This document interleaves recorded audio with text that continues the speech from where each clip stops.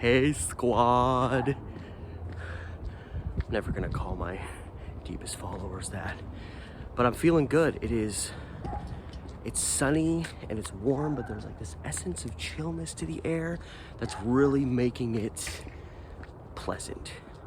It's May 11th, 2021. Y'all know what that means. It means another day, another story. But before we get to that, remember, as always, you want to help a channel like mine blossom like a flower in the spring, which it is the spring. Remember to like my stuff, subscribe to my channel, hit up my Patreon. Actually, subscribe to multiple channels because I'm posting these vlogs on multiple channels, but I'll get to that. You can also hit up my Patreon and help me out that way. I'm always posting new stuff there for you in exchange for you helping me out. The link to that is in the description with this video, along with the links to my Instagram and Facebook pages closely related to the content I'm posting both on my This Day in History channel and my Steve the Amateur Historian channel, of which I'm posting these vlogs on both of those channels. All that said, let's get to today's crooked little story.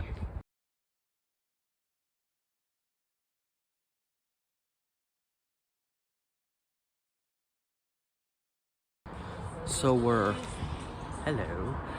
going back to 1921. So I've been doing a lot of cases that just randomly I'll find stuff from 1921, which is fun because it's always exactly 100 years ago today.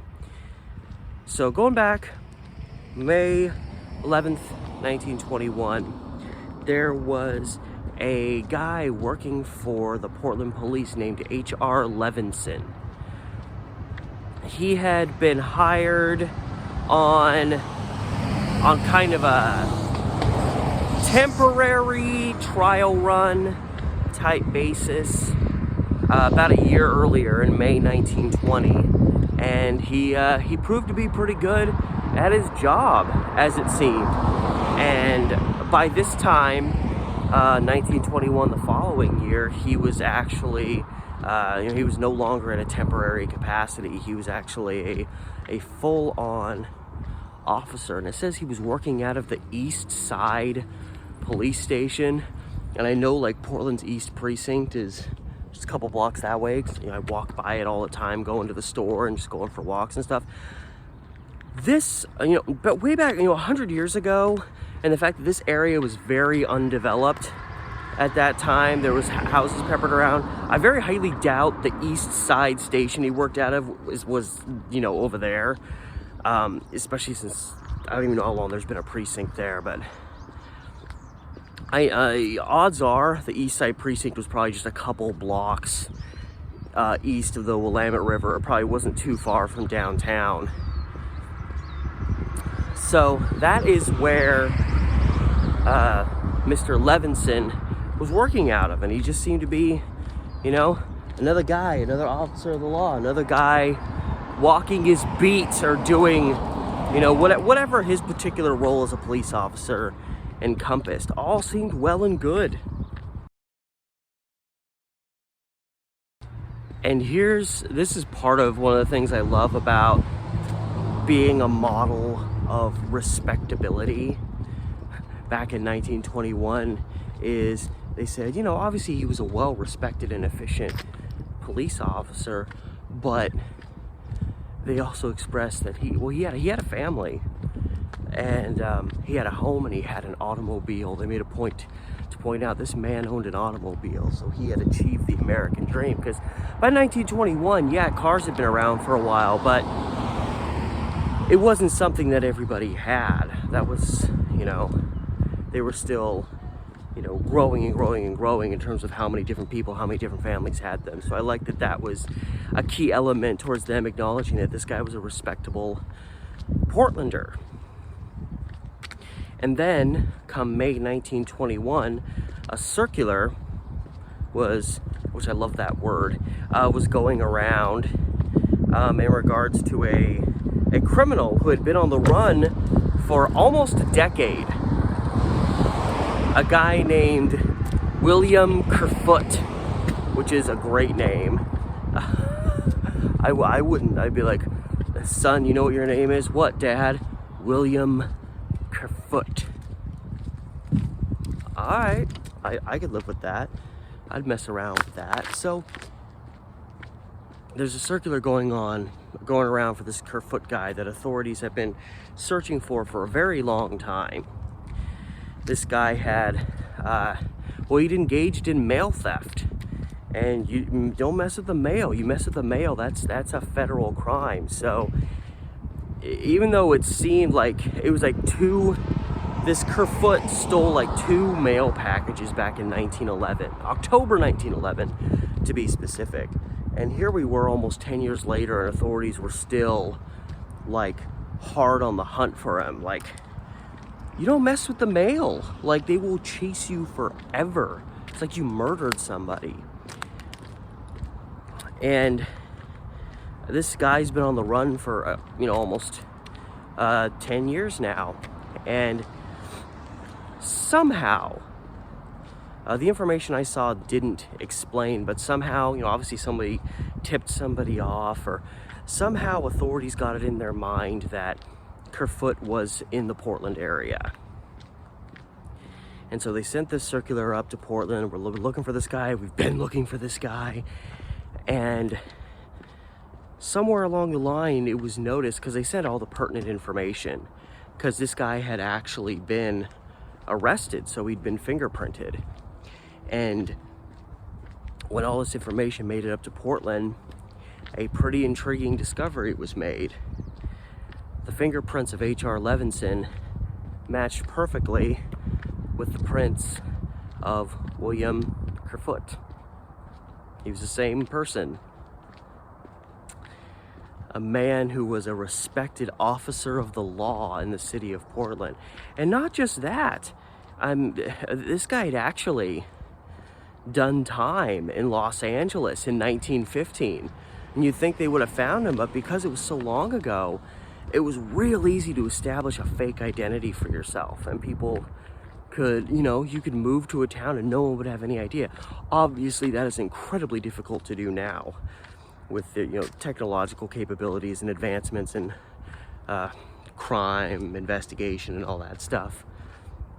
But back in the 1910s, it was relatively easy to change your identity. You can make fake ID cards and stuff, move somewhere, and just be like, yeah, this is me. I didn't make this myself. This is a real piece of identification. And yeah, so obviously this respected police officer Levinson had been on the run for 10 years. He had stolen 2 mail packages in October 1911 and got busted. And this was in the Midwest. And he got busted on it. And he was able to raise bail. So obviously he raised bail money, and there's always pooches when I vlog. So he raised his bail.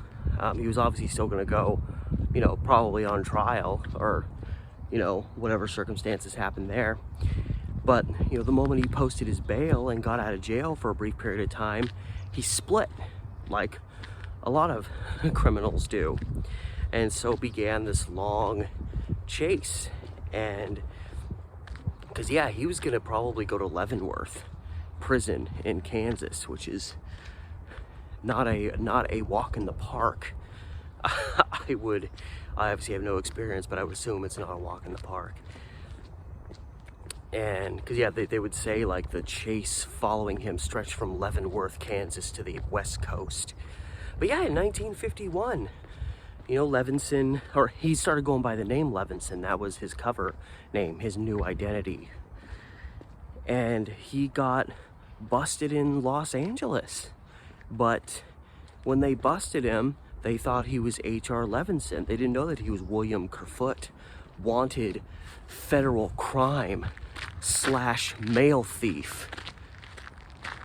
And in LA, he was busted for floating bad checks, which was another thing that was extremely common back then.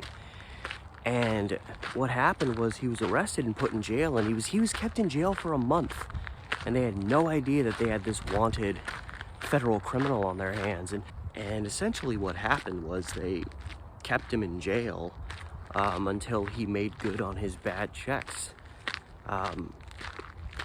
I don't know exactly how. I mean, did he just work in the jail? Did they send him off to a work camp while still keeping him in jail? How he actually made the money to pay off his bad checks while just sitting in a jail cell, I don't know. They would have had to have done something, unless he just had some money somewhere and finally he was like, I don't want to be in jail anymore. Here's some real money. But yeah, they had him in jail for a month till he made good on his bad checks, and then he was released. And the newspaper article expressed the last known presumed whereabouts of this guy. They didn't actually know where he was exactly, but after he skipped LA, it was last rumored that he was down in Tijuana, Mexico, playing the horses. Like he had just, crossed the border. Maybe, he knew he had this federal beef on him, and then he got a little too close to the sun in Los Angeles and did some jail time. Unfortunately, managed to walk out, and maybe he could have either freaked and hopped the border, or he could have been like, that's just where I want to go now. It seemed like this guy was, this guy wasn't a murderer. He was just a crooked thief who liked to write bad checks and steal the mail and, bet money on horses and all this random stuff. So he was a criminal, but he was, what do they say, a white-collar criminal. He was more just kind of a scammer, it seems. And that was kind of the last general known area where it was thought that this guy was. And, I mean, you have to fast forward a couple of years, and suddenly it comes down that people think he's in Portland. Imagine the police's shock when circulars come in all the time back then for various criminals. Have you seen this guy? Has this guy been in town? We have reason to believe this guy is in town. And suddenly one fresh circular comes in and they realize, something is amiss here. And they discover along the line that H.R. Levinson, one of their fellow officers, an officer in good standing, is actually a wanted criminal who authorities of various types have been trying to track down and capture for nigh on to a decade. And they finally got him when they showed up. When he was taken in and authorities questioned him, he didn't fight it at all. He openly admitted, yes, I go by H.R. Levinson now, but I am the notorious William Kerfoot. You caught me. You bastards, you caught me. So, just a fun story. Those stories are always intriguing when you've got the guy that's just living among the general populace, and he's not just a random guy about town. He's actually a respected guy. He's a respected police officer, and he had a family, so I'm assuming he planted roots in Portland a while earlier and found the right woman, started a family, and again, they had a home and they had an automobile, and they were respectable, at least under the surface. But obviously once it was determined that Officer Levinson was in fact criminal Kerfoot, the last information expressed was he was probably going to be taken back to Kansas, probably federally charged. So now not only has he committed a federal crime, but he's been on the run for running from the law, which encapsulates a lot of other forms of crime. Like, I don't think Kerfoot was going to get a slap on the wrist, even if he was seemingly making good a little later in life and he had a family and all that stuff. I don't know if the feds were really going to give him a pass after all this stuff, even though the initial crime he committed, yeah, it was mail related, it was a federal crime, but I mean, in the many layers of crime, from next to nothing crimes to horrible, genocide, things like that, he was kind of more down here,